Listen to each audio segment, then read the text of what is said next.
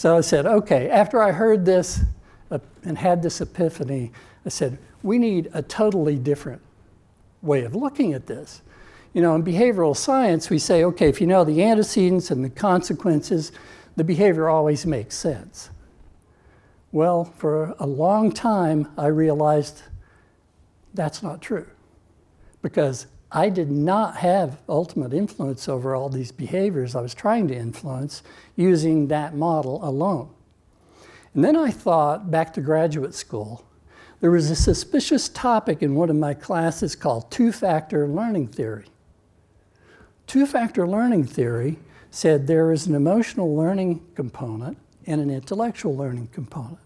And there's a science behind each of these, and they operate by different rules. The emotional component operates primarily by association.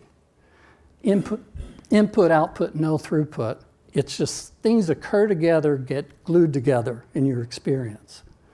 So if you're walking down the street and you come into a zone that seems dangerous to you, that primitive brain will say, cross the street.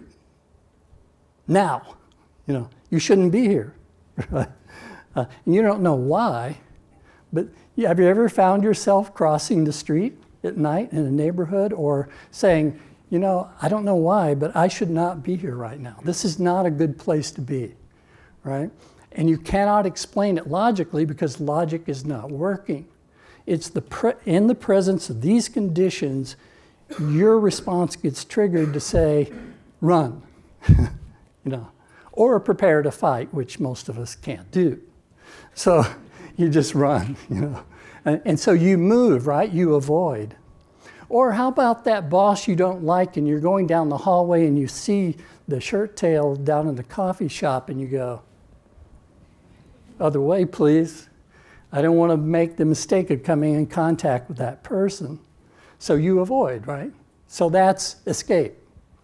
That's avoidance and escape. All associative learning.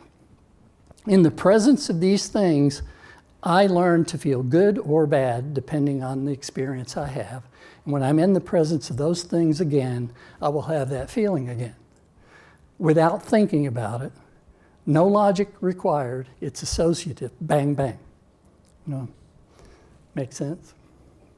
So, you can try to override it. I don't want to see that boss. I should see the boss. I should see them. I should talk to them all the while you're leaving, you know, right?